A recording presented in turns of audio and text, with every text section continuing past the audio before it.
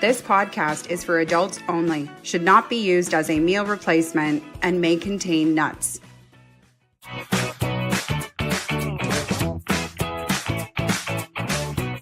Hey everybody, and welcome back to another episode of The Noobie and the Doobie. My name is Timmy. I am the Noobie. Mary Jane, I am the Doobie. We are very excited to have with us today on the spot, Jazz Samra, the owner of Sativa Bliss, as well as the founder of the VIP Media Group, which is hosting the Elevate conference coming up this week, September 12th to 15th, 2023. Just for those people that might tune in, a year from now. You've missed it, but hopefully this will be an annual thing. Jazz, thank you so much for joining us here on the show. It's my pleasure to be here. Thank you very much for having me. We have been hearing a lot about Elevate. We have heard a lot about you. We have frequented Sativa Bliss multiple times out where we live. All of that stuff we are going to eventually talk about and find out kind of all those business connections.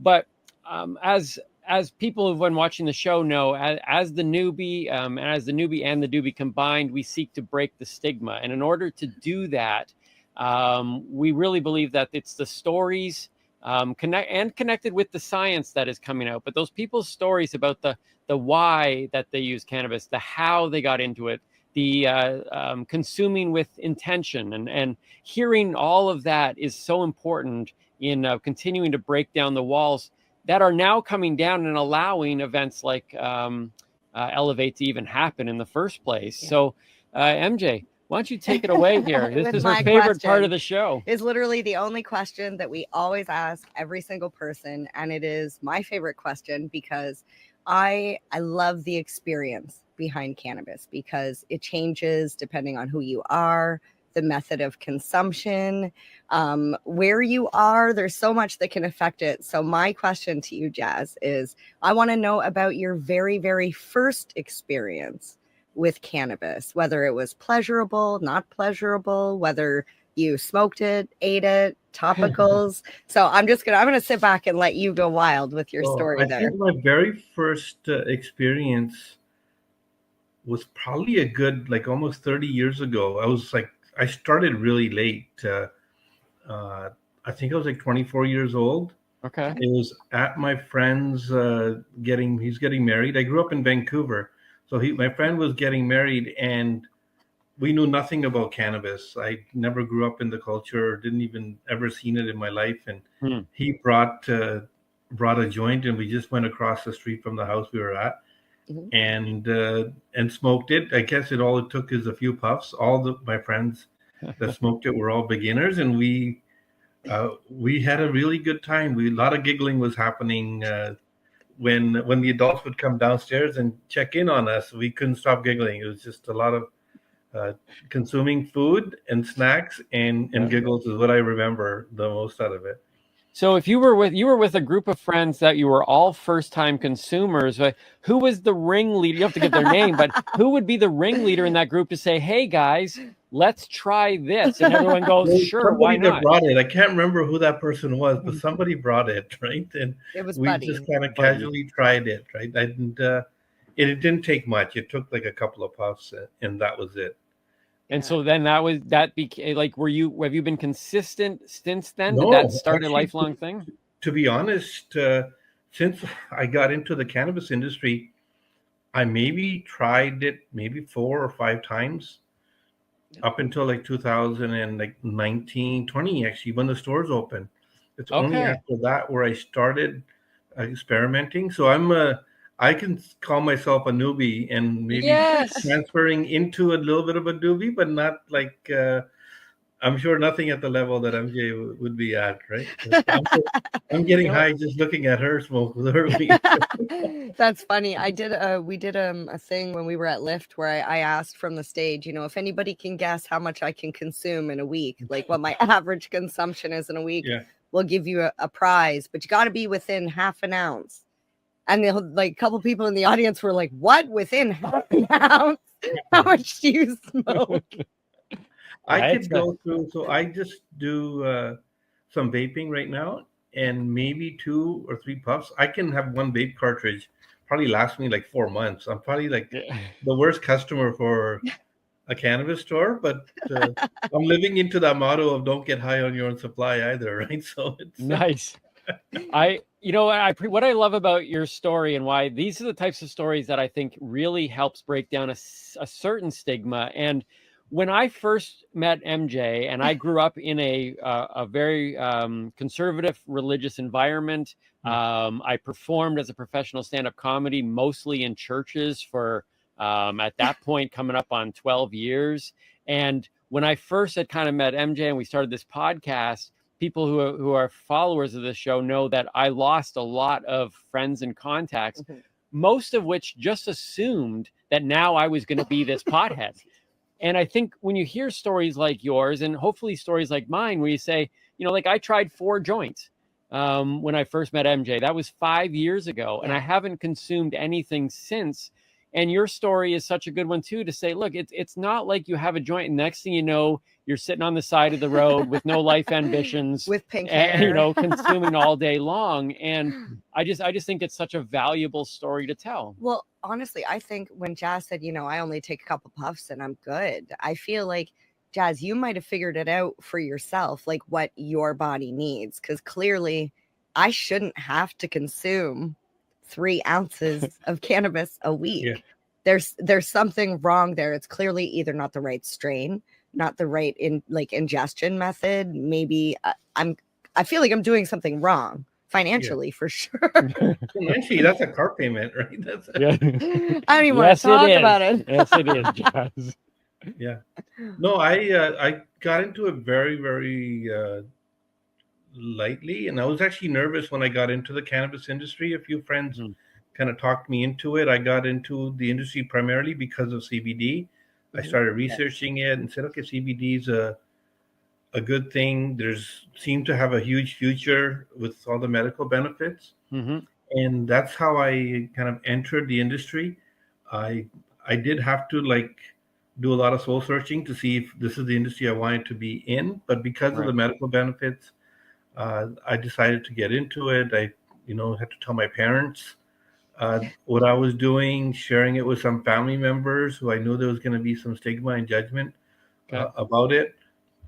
I didn't really have the intention of going into the retail space. Just the way that the laws and everything kind of panned out, it became an opportunity. So I decided to pursue it. But it was really awkward. Nobody that knows me would have ever imagined I would be in the cannabis industry, when in fact my own my youngest brother, who's 12 years younger than me, I didn't even know he consumed cannabis because he was afraid to tell me. And only when I opened up the stores is when I found out that he actually consumed regularly every night almost, right? So I often have told people that that MJ was the first person I met who consumed cannabis. He told me he didn't know anybody, and I was like, it's impossible. It's impossible. It's because nobody talks about it. Yeah, I now think back of sitting in the church that I grew up in with all of these elderly people who probably were taking it at various things for health benefits, but would never ever discuss it. So as far as I knew, who in my life was possibly using it. And now I've come to realize that there's a lot of highly functioning individuals, highly motivated, highly successful people who you would never think. And you said, and CBD being a big part of that. Yeah. Me too. I'm a lifelong entrepreneur, and most of the people that are friends of mine are quite successful. They own businesses, highly functional people, and they never mentioned it. But now, in the last couple of years, there's talk. He goes, I have a drink once in a while. These gummies are pretty good. It helps me relax and get to sleep. And I think a lot of the people are just trying to get to sleep, battle anxiety and the stresses of work, and then also some pain management as well too. So I talk about it openly now. I'm not afraid and shy about being in the industry. I found my position as a person that advocates for the industry, pushing for positive change, trying to help the industry grow and thrive despite all its challenges, and doing my small little part that I can to make the industry a better place for everybody. Right? what kind of pushback as an adult do you get from your family? I remember it wasn't too long ago. It was very recent that I sat down and actually, for the first time, had a conversation with my parents about because as a non-consuming advocate, like I just sat down and talked, and we had been to the Lift conference, and we stayed at their house, and so they were constantly kind of like, so where are you going? What is this thing? Yeah. And it was the first time and it was just, Well, it because they've was seen super photos and interesting. they've seen it wasn't just like a typical, because like I've been to Karma Cup, we've been to, you know, all these events, and I always show them photos, but this one, his mom was like, that looks different. I'm like, well, yeah, because it's an expo, and it's more like business and education and not just like fun and community. So yeah, like she would, they just seemed, there's still, I still think they have a little bit of a kind of a hesitation, but they were interested in listening. And so it's interesting to me that you as an adult have that conversation with your parents, and what was their sense when they're feeling that out?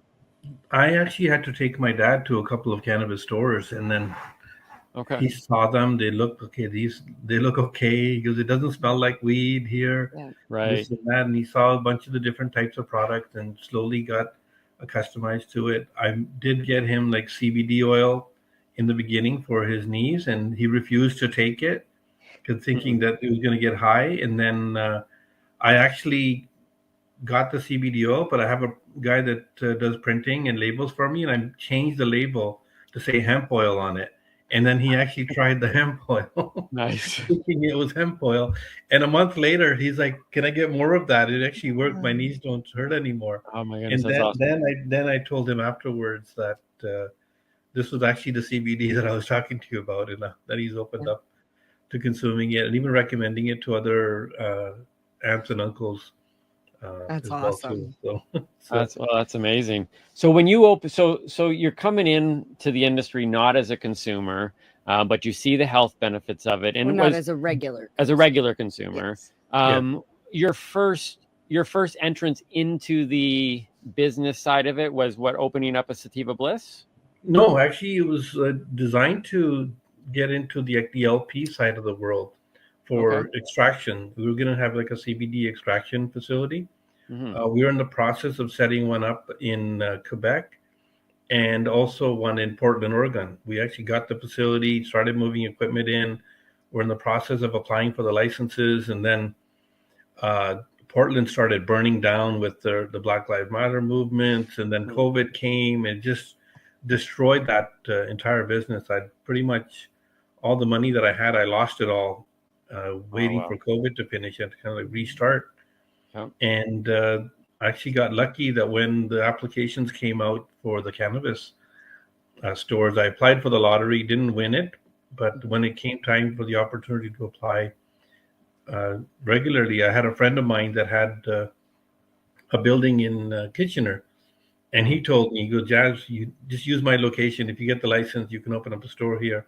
If you don't, no big deal. We'll lease it out to somebody else."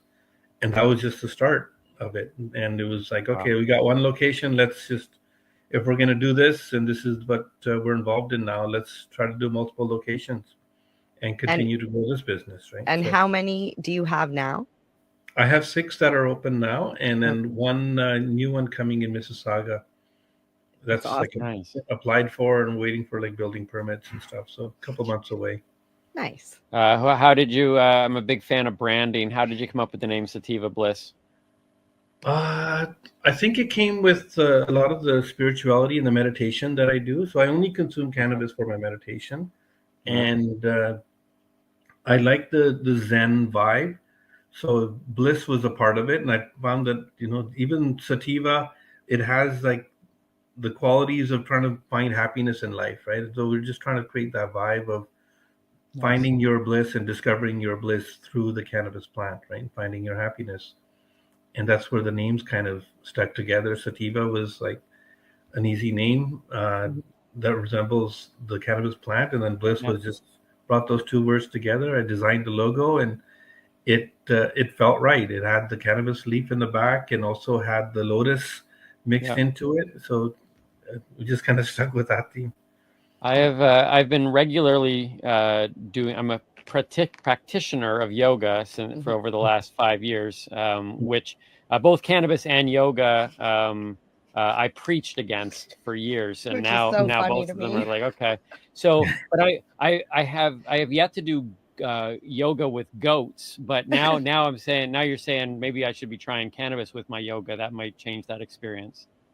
I do it for meditation, to be honest. I do like every night I do Vipassana meditation for about an hour. Mm-hmm. And I found that if I have a couple of puffs of any cannabis product, that something happens where my body opens up. Mm-hmm. And it's like a guided meditation I do. So there's some music behind it as well too. That music seems to sync with my energy so much better that if I have expanded myself, I guess, into that music. So I just like the enhanced experience of meditation when you are consuming cannabis. I've never tried it during yoga because I'm such a lightweight that I would probably fall over and not be able to keep my balance there. But, I'm thinking even with like today, this morning, I did if I'm on my routine, 2 of my days are just a restorative yoga, which is basically, you're not doing any kind of strength or balance. You're just doing long holds, More like stretching, and stretching. And I was thinking, when you're saying that, it's like that, that entire session twice a week is just deep breathing, just quiet, just kind of in different holds and folds. Like I'm still on the journey of finding out. We talk a lot about the personalizing of cannabis, the intention of, and me starting to understand the science more and going. I monitor all the other areas of my life in regards to exercise and sleep and diet. And I'm believing at some point that cannabis has a place. Like you said, you found it kind of in your meditation state. And mine is now going, okay, so where is that space for me? Where does cannabis fit in to my health journey and my overall wellness? To overall just enhance your life experience, right? That's what I even preach that to people. I like people say it's a medicine, it's a this and that.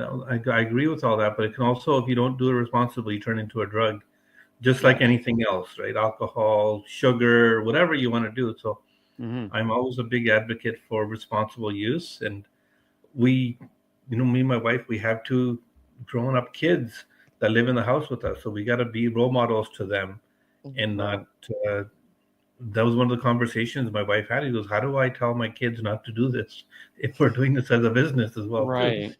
And again, it's like, we have to be responsible, use it responsibly, educate people responsibly. And did that conversation with your kids, did that go well? Some kids are kind of like, whoa, like, like I think a couple of my kids thought I was weird. It went well with me because I had like studied quite a bit of it over the last couple of years while I was trying to get into the industry. And my kids surprisingly knew a lot about it because they were in high school at the time, right? So obviously they already know. My wife didn't know anything about it. So she still had that stigma of drug. And she always preached, like, don't do drugs. Like, school's important. You got to get work and all the other things in life that are more important that you can get derailed from if you hang out with the wrong people and start doing the wrong things at a young age, right? So she was more nervous about it, but then she started eventually taking CBD and all that kind of stuff, and now she's come around. She still won't like get high or consume or anything like that per se in front of the kids. I think sorry, go ahead. I was just going to say that's where I think Timmy, when he tried consuming before, it was smoking, and he's not a smoker. And 2, it was both times you didn't like it was when you actually felt it, and they were both high THC strains. So I really feel just like kind of like what you're saying with your wife, like she doesn't want to consume, especially around the kids. It's that feeling of I'm not myself. I don't feel like myself. And especially as a parent, we don't want to not feel like ourselves around our kids. 100%.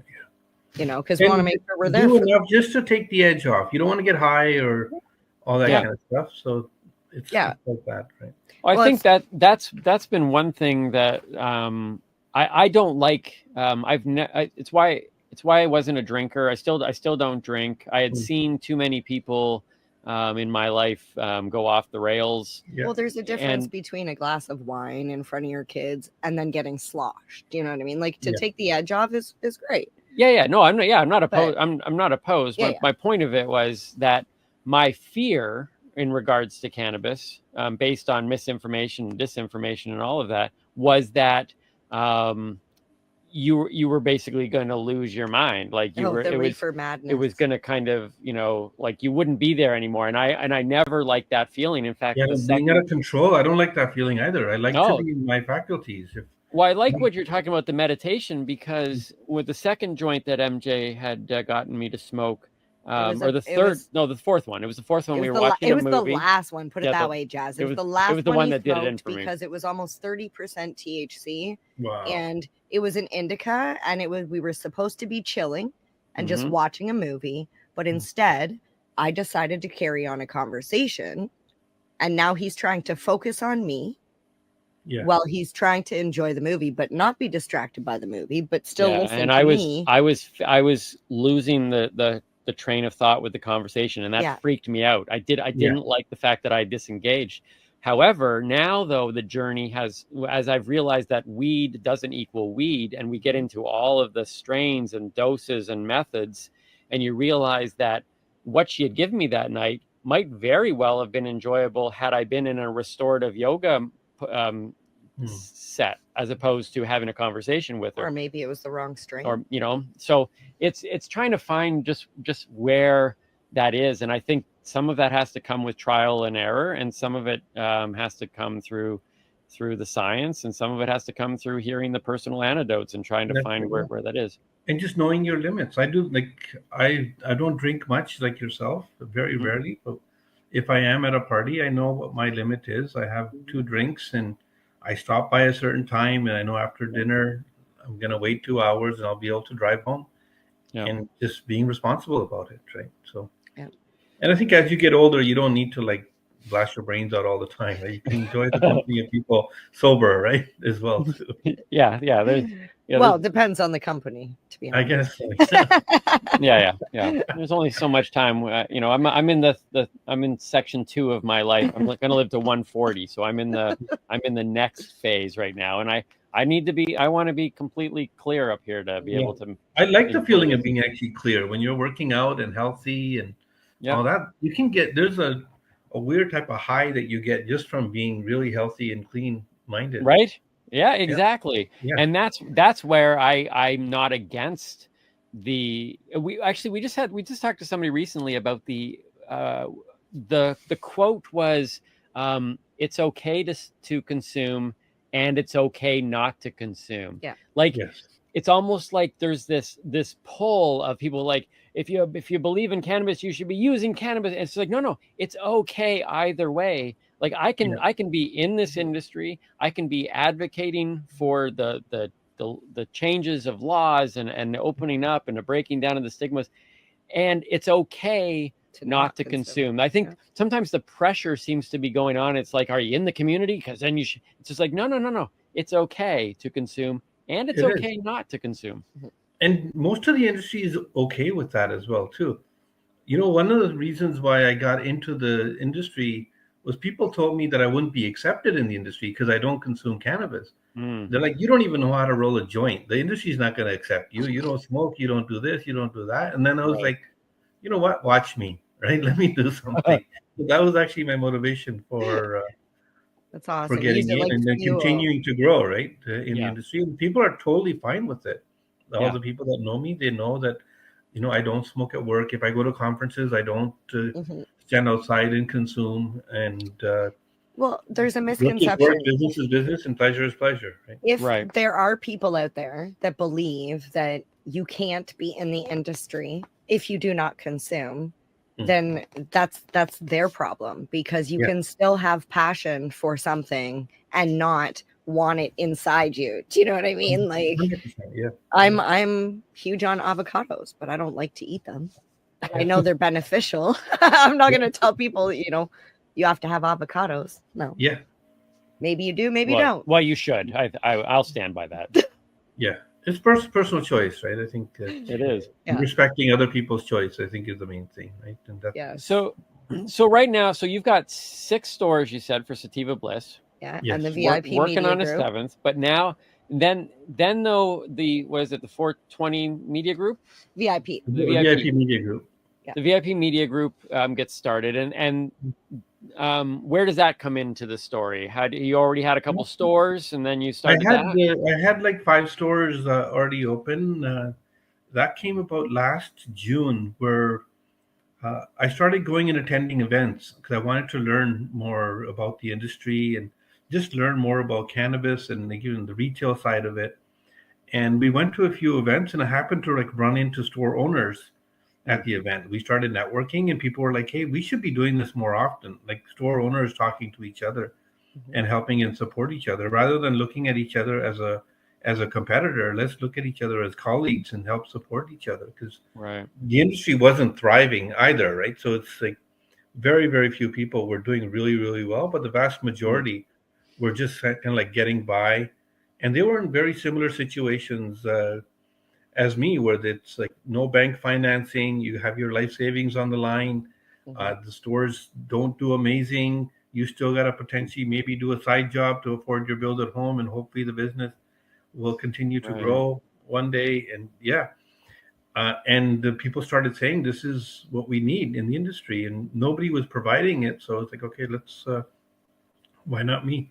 We can do it. I did an event last September. We had I think about 300-400 people show up to it. It was very well received, and I like the networking part of the industry where we get like retailers and LPs together, because I think those are the two sides that really need to work together to create opportunities and build the industry together. You need successful LPs so they can actually make money and then produce great quality products and do product innovation. And then you need successful retailers as well too that can survive and thrive in this industry. So we just decided to let's start doing networking between them. Our September event I was very happy with it. And then we decided to do a 420 celebration gala in April, and we did like an Arabian Nights theme gala. That was amazing. We had like over 600 people show up to the gala. That's awesome. And already looking forward to the next year's gala. They're like, "Oh my God, this was amazing. We got to like dress up and wear like tuxedos and gowns and all this stuff, and like really elevate the industry to a whole new level, rather than sticking to that stigma of stoners and all that kind of stuff." So I wanted to do more stuff at like an executive level, and I think it was well received. We have 3 things that we're trying to do. It's break the stigma, raise the bar, and have the conversation. And raising the bar is something that we've begun to really start to see at the event level. And it's only been over the last few years. And obviously, I mean, we're still young in the whole, legalized realm of and people still trying to sort this whole thing out. But the events that were being produced that I had been familiar with, even early on, it was almost fostering the stigma. And now you're starting to get these conferences and stuff. Like we've been very, very vocal on our support of say Lift and Kind, and events where I think the one thing that we try to measure these events on is, can a newbie walk in and feel safe to see what's happening, and a lot of that comes from and raising that bar and changing. Overwhelmed as well. Yeah, like, it's more than just being safe, because anybody who's curious can walk in there and feel overwhelmed very easily. But we've noticed, these expos, they can be a lot. It's very busy, but especially if you're standing outside on Front Street and it's all people smoking and there's a cloud of smoke in the front. Right. As a newbie, you don't even want to go inside because you're like, oh my God, what's going on out here? Yeah. They literally, we see people all the time just go walk, and they go walk. They'll almost risk getting hit by a car on the road to avoid walking in front there. Yeah. So what's your vision with Elevate when you're looking at a conference this size? what do you want to accomplish? We know you've talked about, bringing together the LPs and working together with stores and those type of things, but maybe even on a wider level, what other things do you want to accomplish with a conference like this? I wanted to do a conference that was actually connected with the industry and meet what the needs of the industry are. I started in the last year traveling to quite a few events, and every time I went to an event, my first goal was to always go and meet the guys that had the booths to see if they got a good ROI and if it was beneficial for them and if they would do it again. Right. Because I feel like those are the people that, because they're paying to be there, they're the ones that are creating this opportunity for us to even have this event. Yes. And so they are probably some of the most important people because they enable this conference to happen. They need to get an ROI. And unfortunately, most of the time they're like, no, we're not getting ROI. We are handing out hundreds and hundreds of samples, but we have no idea where they're going, what's going on with them. And it started happening that even, I don't know if you went to like Lyft this year, there was really no Canadian presence there. It was all like American companies, very, very few. I think OCS was like a representative of Ontario, and then Bob's Better Buds was one small company that had a small little booth. But really, the industry wasn't there. Our like Ontario or Canadian industry didn't even participate because these opportunities weren't. I think we seen one Canadian LP, and that was Truro. Or Bleu. I think Bleu was there, but I know what you're talking about. There has been it didn't feel like a Canadian cannabis show to us, right? No, for sure. And I think you're right in saying the ROI has not been what it had been in the past, because I know that's a common theme amongst everybody who gets a booth at any event. It seems to feel like, and that's a question we have when it comes to getting a booth somewhere, is like, what's the ROI? Is it worth it? As a business person, it has to be ROI, right? And I think a lot of the conferences, the people that like hosted the conferences aren't really industry people either. So they don't really understand what the industry needs. Like, I personally don't know the people at Lyft, but when I go to Lyft, I think the conference was amazing 5 years ago when the industry was brand new. But right now, like, you have to be targeted to who your audience is. Are you going after retailers? Sometimes they have a booth for retailers, and there's another booth for a pre-roll making machine, and some guys selling phones, and like, there's no purpose here. And who are you catering to? So I talked to a bunch of LPs, and they told me what they're looking for. We talked to people in the industry. They told us that education is a big thing. Everyone talks about education, and nobody really provides it, right? You keep saying you need it, but nobody wants to make the effort to actually do all the learning involved for it. So when we curated our conference, we were like 4-day conference. It feels really long, 4 days, but we're going to spend like 1 day training like store owners and store managers. They have unique skills that they need to learn in order to run stores effectively. There was a lot of people, stores are struggling, but a lot of people that got into owning stores just loved weed, but they didn't have any previous business experience, retail experience, or anything like that.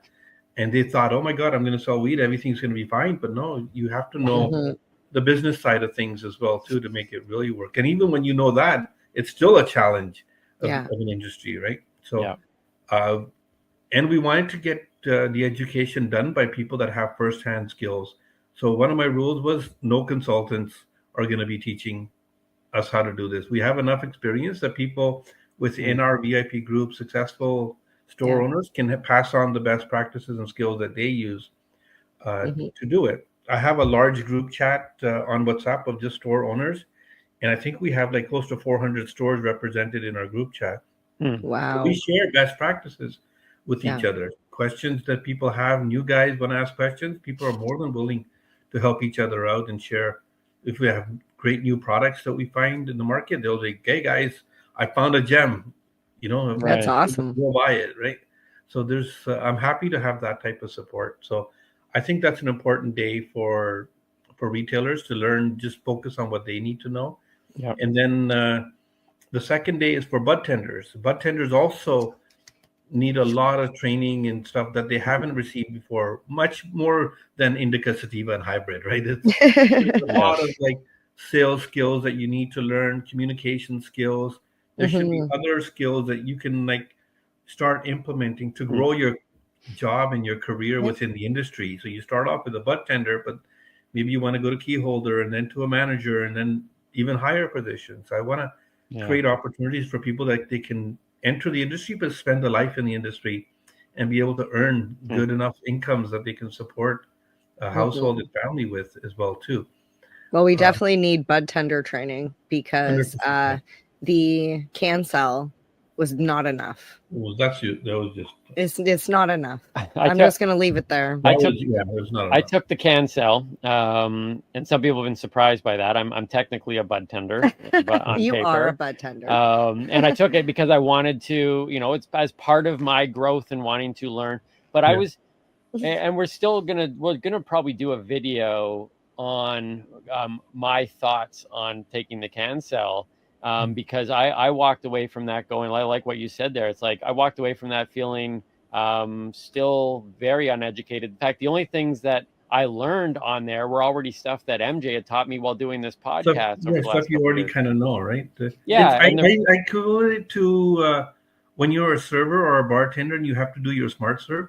Yes. But doing your smart serve doesn't make you a good bartender at all, right? Yep. It just gives you a basic foundation, but there's so much more that needs to be learned for them. And I think if the better trained that they were, the better the stores would do, because these are our front end ambassadors to the industry.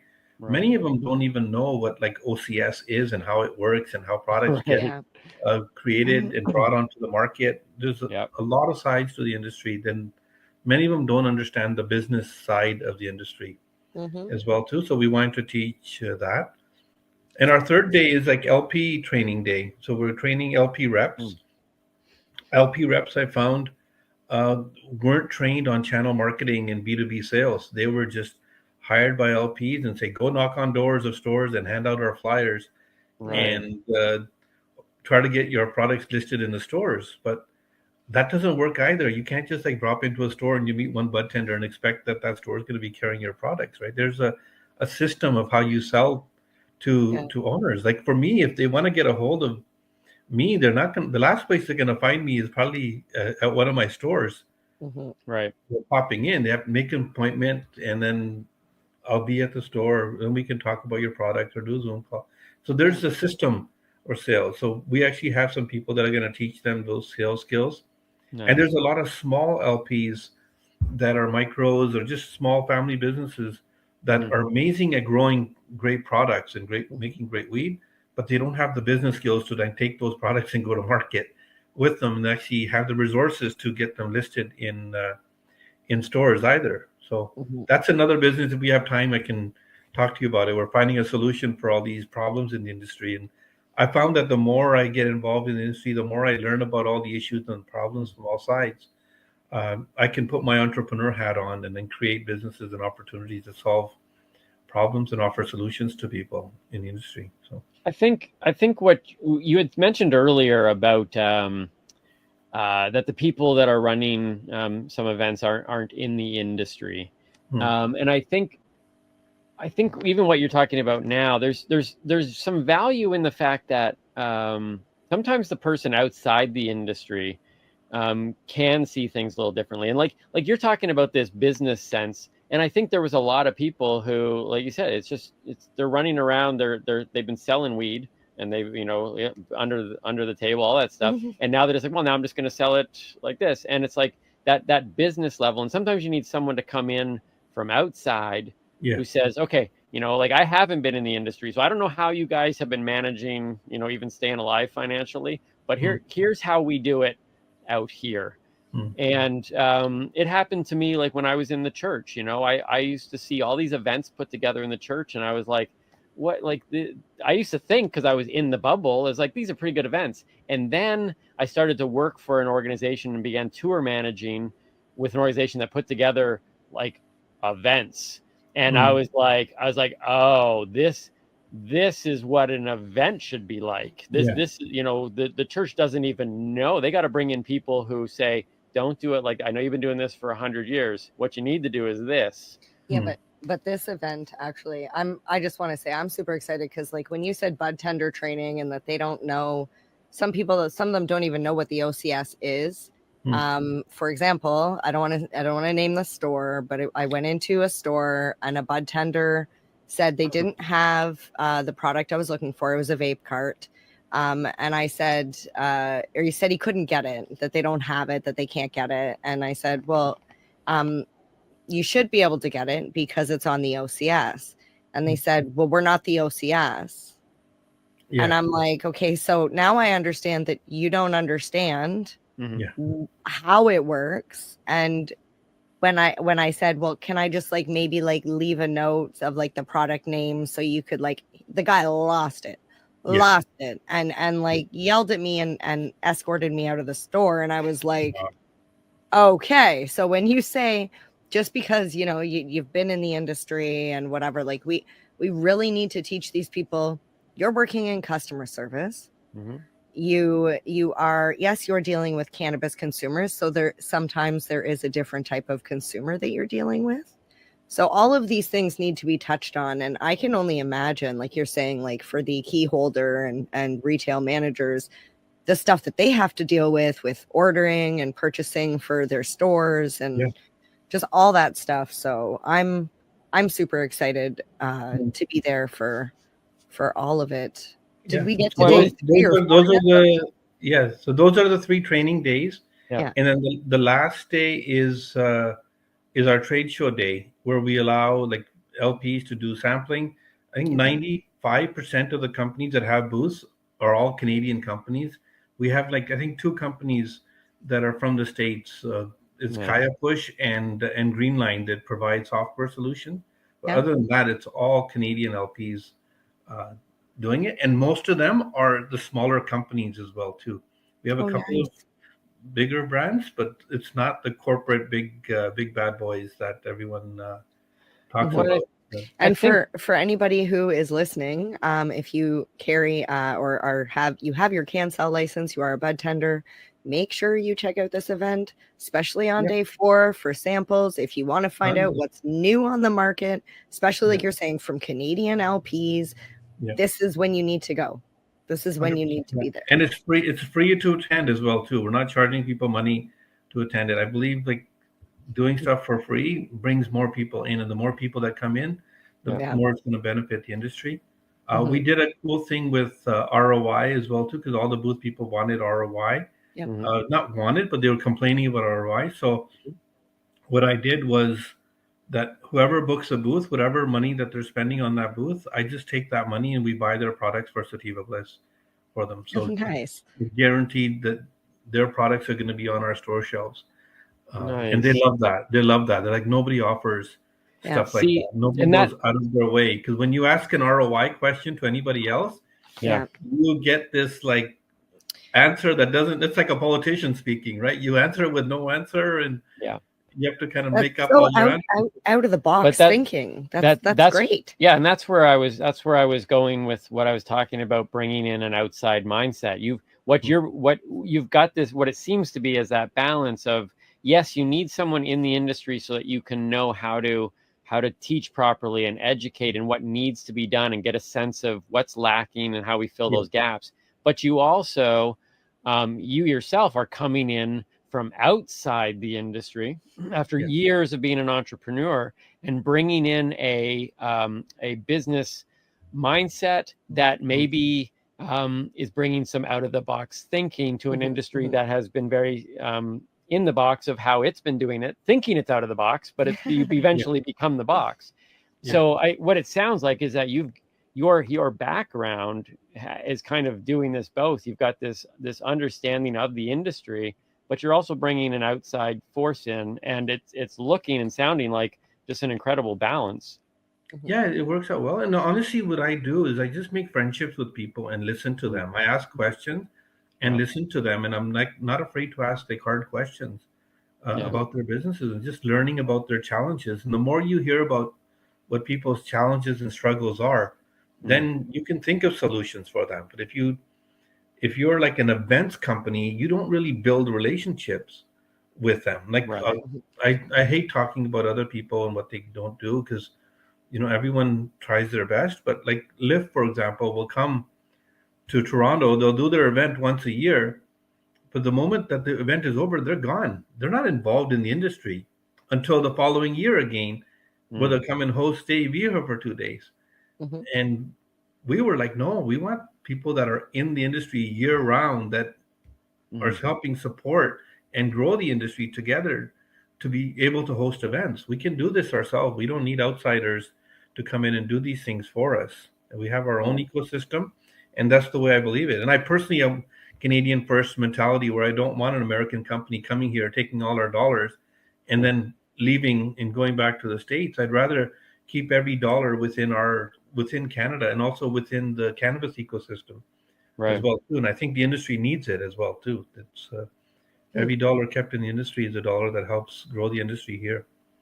Well, the one thing I've noticed that Jazz, you do very well is kind of like an artist. When the artist stands back with their paintbrush and can see where the colors need to go in what areas, it's kind of like by listening and taking all the feedback from other store owners and LPs and just people in the industry, you can kind of see where the gaps are with the VIP media, with the Elevate conference. It seems like you're filling those gaps with the right colors. And I just want to say I'm super excited. I'm excited to go to Elevate. I can't wait.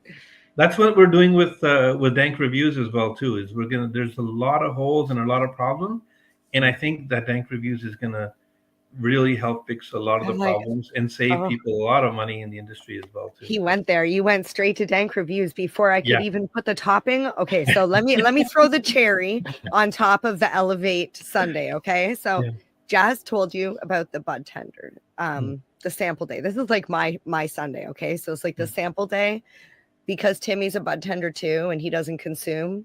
I get double scoop of ice cream. She gets all double scoop of ice cream, and then all of the education on the other days, as well as the speed dating thing that you've got going on. All of the amazing speakers.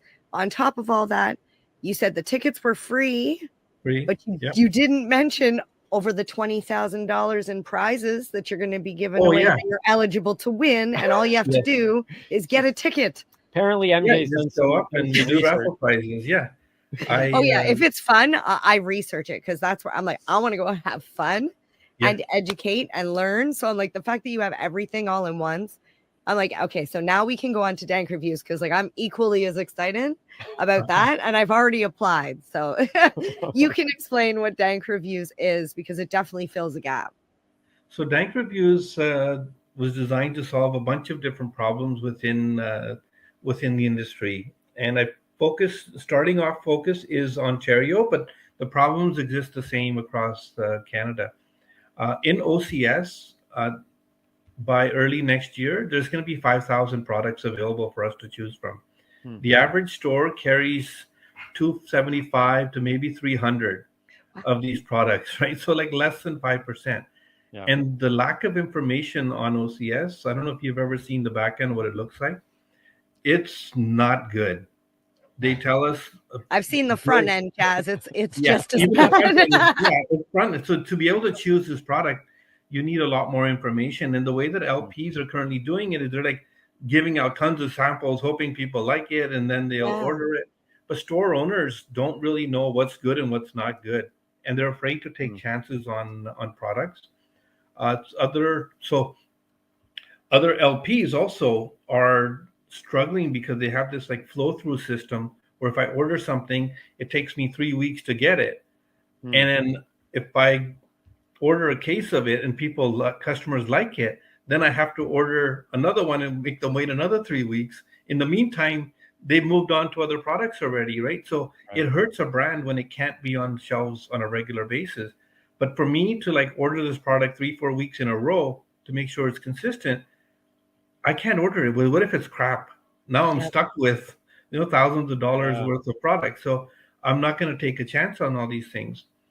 So what we did was we created Dank Reviews, and what I'm having is probably a couple of hundred reviewers across Canada.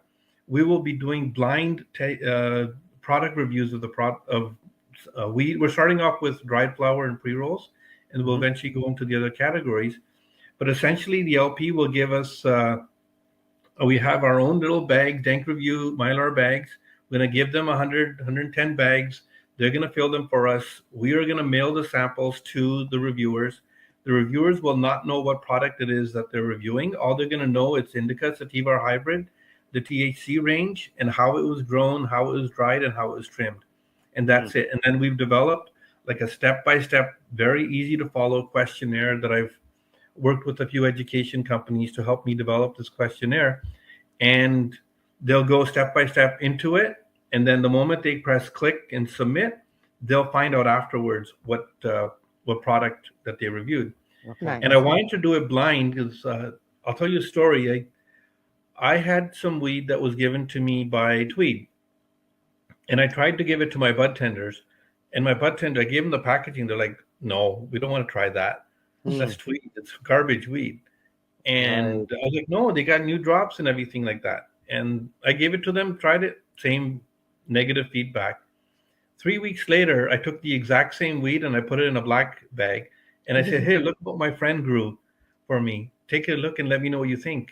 And they're like, wow, that was actually really good weed. Where can you get that? And I was like, I didn't want to. It's Tweed. I can't swear here, but I was like, you MFer, right? This is the same product I gave you 3 weeks ago. But because of your internal biases and preconceived notions, you were not willing to give it a good review. So we wanted to give blind reviews. And what we're doing is we're giving a score to the reviews. So we'll do like an average score. And we're going to, within the score, so the scoring system is up to 100. Within the scoring system, we also have a weed category code. So we'll do like value weed, mid-grade weed, premium weed, and luxury weed. So that way the luxury weed, if they meet all their criteria, they can score a 90. And the expectations of a value weed, if they meet all their criteria, they can still score a 90. But our code is what we're going to publish to the market and tell people, hey, we had 100 people that are in the industry refer this product and give it this score. It wasn't just consumers or anything like that. These are people that own LPs. These are master growers. These are people like yourself that are consumers. These are store owners, store managers, bud tenders, industry people that are giving credit to these products. And then I'm going to take that score and I'm going to put it on my price tags as well too. Now, bud tenders will know what to sell and recommend because typically, what's the Dank Review score? Yeah, it's called the Dank Certified score. So in order for us to sell your products, you got to be Dank certified, right, with us. But it'll really help bud tenders because now, like in my store, I carry like on average like 150 pre-rolls. They haven't tried all these products and they haven't been trained on how to sell. So they typically sell based on their own personal experience. Yeah. Right. And it's impossible to do that because sometimes bud tenders don't have the budget to try the luxury products either.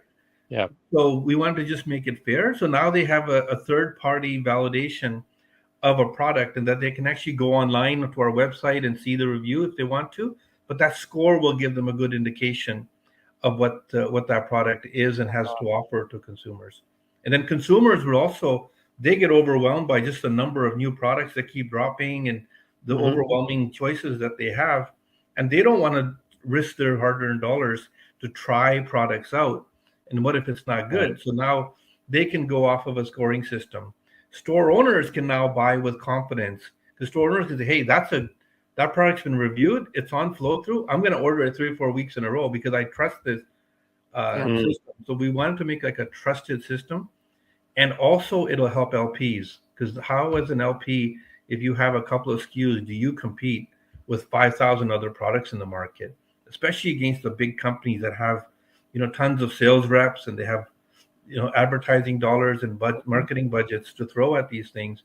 How do you survive as a small guy? Well, you make a good product, you give it to me, and then we'll put it on Dank Reviews. If it gets a good score, we will market it to the entire industry for you. And the industry will pick it up and recommend it and sell it, and consumers will buy it just based on the fact that it's a trusted product. So we're really going out of our way to help the small little guys stand out in the industry. And hopefully that'll push their businesses to be much more successful, right? And level the playing field, right? Because sometimes the people with the most money don't necessarily grow the best products either. Right. Mm-hmm. Yeah. Well, And our products are going to be by batch. So if you have like a certain strain, your review is based on that batch only. The next time the batch comes out, your review is not applicable anymore. You have to get it retested and rescored. Because we've seen products that come out really strong, and then their next batches are just horrible, right? So I think the industry deserves some sort of standardization and a third-party validation system. And most LP owners, everybody that I've talked to, love the idea. There's also like some of the top guys in the industry have already signed up to be our reviewers, and hopefully in the next week or two we're going to be putting their pictures and profiles on our website as well too, so that the industry can see who is actually reviewing it. It's not just people off the street that don't know what they're talking about. These are people that are in the industry that have some power, influence. They're doing buying, they're doing selling. So it's from the industry for the industry. I think it's going to be amazing. I'm really excited about what's possible with something like Dank Reviews. Well, I can honestly say I didn't know. I had heard MJ mention it, but after talking here for almost an hour about a whole bunch of things, I can understand now why both MJ and yourself like completely lit up into this like passionate explosion of it's a very, very cool idea now that I understand it. But both of you, the Dank Reviews, the Dank Reviews is, I mean, you both clearly like just you've lit up as you were telling that, Jazz. I mean, you were speaking with such passion there that I was like, oh, well, this is, and it's a cool idea. I think I touched on it in the very beginning. I was like, I stopped. I like pre-recording. I was like, I stopped at one of your local stores and they didn't have a product I was looking for. And like Jazz was saying, we carry like how many hundreds of different products, and like there's so many on the market that how do you carry every single product? So I can see why you guys are excited. I get it. It's a great system. I know there was somebody else that tried to do it when legalization first hit, and they hired, I think it was 5 curators or something, and I don't know where they are now. I don't know what they're doing, but it was a good idea, and they didn't have enough force behind them. So I love that you got the 100 people. That's a great way to test. We surveyed 100 people, top 10 answers on the board. Yeah, and giving a scoring system and making it totally like non-biased and like honest reviews that people can trust, and making them fair so that a value product like Pink Kush, which in itself is a great product for the position that it's in the market, can score really well versus a Carmel Animal Face or Volo or some of these like luxury weeds can also score well. Because you don't want to be, let's compare, Pink Kush to Animal Face. Those are 2 totally different products, right? So you have to be able to give both of them a fair chance at standing out within the segment of the market that they're in, right? Wow. So it took us a lot of time to think about how to do everything. We did a lot of consulting with a bunch of people in the industry to figure out the stuff. And as we start with the company, I'm sure more tweaks will be made just to create transparency, honesty, and fair opportunity for everybody in the industry. But I know for a fact in my stores, anytime an LP rep comes to me next year at this time, say, I don't care what's on your feature sheet. I don't care what you have to say about your product, because your job is to sell your product, right? I appreciate that. Right. Yeah. And nobody ever says their baby is ugly, right? That's part of their job. Mine right, was a little off. Mine was a little wonky. I'll admit that. Well, he's good now. So when they're selling me my products, their products, I'm just going to stop them, say, are you Dank certified? Because if it's Dank certified, I trust it and I'll buy it. I don't even need you to come here because I already know what the scores are, right? Yeah. Oh, that's going to kill the salesman industry. Well, I you know what? It's okay. It's okay because not everybody can afford the salespeople. No, I know. Salespeople can play a different role in the industry for educators, and there's so many more things that they can offer LP reps to us as well. Well, and you're right too. I mean, a salesperson, is going to say whatever they can to sell the product, and then if they 2 weeks later leave and go to another company, guess what? That company now has the best products in the world. That's they're just doing their job, right? They're just doing their job, and it makes it easier for retailers, because right now, as a retailer, how do you find out what's good or what's not good? You have to go onto Reddit. Reddit is like all blind reviews, people hating on each other. Half the time it's LP reps. I know certain LPs that have people hired just to do their Reddit posts for them. Right. So it's not authentic. It's not real. And I stopped looking because I can't trust it. I don't know who these people are. I want to be able to have recognizable people that are willing to put their face and reputations on the line. And they've all agreed. They're like, yes, I own this other company, but if somebody makes a good product, I have no problem saying it was good. Especially if it's blind too, right? If it's a blind test, you don't know what product, whose product it is. If it's your competitors, even if it's yours, if you're an LP and you're testing it, it could even be your product. You don't know. But I do want to take this moment, Jazz, to shamelessly throw in a plug and be like, I do consume a lot of cannabis. So I mean, there's no lack of reviews that could be done. And who better than to have the Doobie? No, you'll be there. You'll be there. You'll 100% be there. Jazz, we have so enjoyed having you on the show today. Thank you so much for taking out so much of your time. I mean, we are now, as of recording this, we are a week away from Elevate happening, and excited to attend, excited to interview the speakers and do interviews from the floor, and we're just so excited. I'm excited. Yeah, it's been so. Where as we kind of close our time together off, what are some final words that you want to say? Where can people find all this information? And we'll try to put links to everything you're mentioning down in our description boxes. So I think elevatecannabisexpo.com is our website, and I just request people, like, you're in the industry, if you love the industry, please make an effort to come attend. By you being there, it's going to make a difference, and we're going to grow this industry together, right? We need the support of the industry. We can't just sit back and complain, hoping things get better.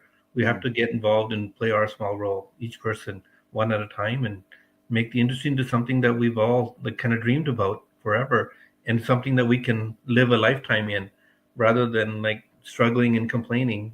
There's opportunity if you look for it, and together we're stronger, right? That's the way I look at it.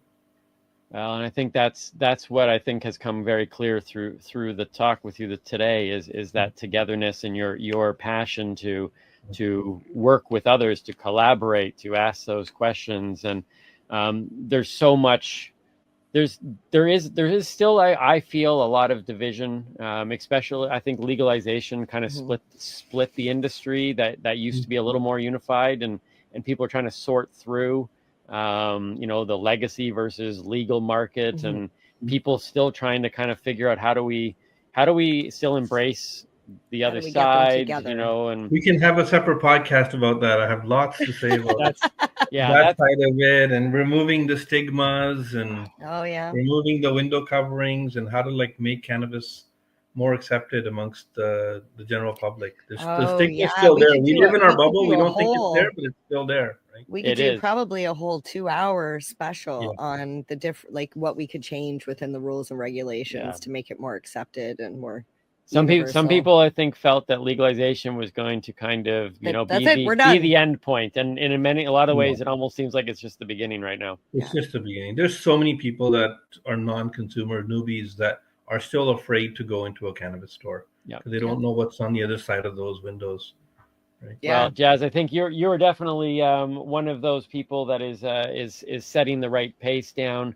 Jazz Samra from VIP Media Group. Owner of Sativa Bliss. Yep. Founder of VIP Media Group, and who's hosting the Elevate Cannabis Conference, which is coming up. If you're listening to this podcast in time or watching it on YouTube, it will be coming up September 12th to the 15th, 2023. In where exactly is it? It's in Etobicoke at Mirage Banquet and Convention Center. It's about 10 minutes away from the Toronto Airport. So perfect. Easily accessible from everywhere. The website will be in our description box. Jazz, thank you so much again for joining us here on the spot. Thank you so much for having me. We will definitely take you up on that offer about having another conversation about things that need to happen in the industry still. I look forward to it. I can talk this all day long. Thanks, Jazz. My pleasure. Bye.